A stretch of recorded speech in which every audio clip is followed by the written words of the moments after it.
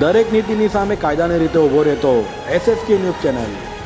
સુરતના વરાછા ખાતે બંધ ફ્લેટમાંથી થયેલી લાખોની ચોરી મામલે વરાછા પોલીસે આખરે રીઢા ઘરફોડ ચોરીને ઝડપી પાડ્યા હતા અને મુદ્દામાલ કબજે કર્યો હતો।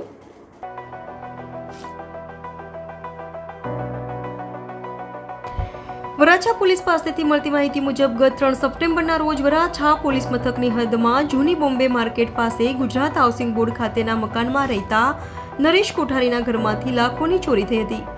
રીઢા ચોરો ઘરમાંથી રોકડ 5,25,000ની રોકડ અને 27 તોલા સોનાની ચોરી થઈ હતી।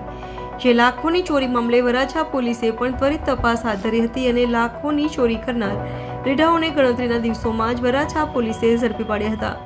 પોલીસે ઝડપાયેલા આરોપીઓ પાસેથી 27 તોલા સોનું અને રોકડ 4,50,000 કબજે કર્યા હતા।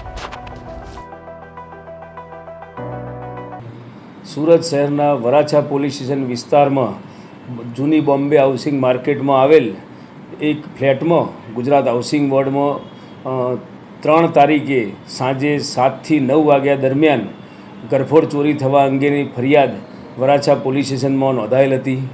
માનનીય પોલીસ કમિશનર શ્રી સુરત શહેર Anupamsinh Gehlot sir, special CP sector 1 sir તેમજ DCP ઝોન 1 સરના માર્ગદર્શન અને સૂચના મુજબ વરાછા પોલીસ સ્ટેશનના ઇન્સ્પેક્ટર શ્રી ગ્રાબાણી તથા સર્વેલન્સની ટીમ તેમજ પોલીસ સ્ટેશનની અન્ય ટીમો આ ગુનાનો ભેદ ઉકેલવા માટે કાર્યરત હતી અને સદરુ ઘરફોડ ચોરીની હકીકત જોતાં ફરિયાદીશ્રીએ પોતાના ઘરેથી બાલ્કનીના દરવાજા મારફતે અગર તો ડુપ્લિકેટ ચાવીથી દરવાજો ખોલી અને લોકરમાં મૂકેલા દાગીના આશરે 25 તોલા તેમજ રૂપિયા 5,25,000 રોકડાની ચોરી અંગેની ફરિયાદ નોંધાવેલ હતી।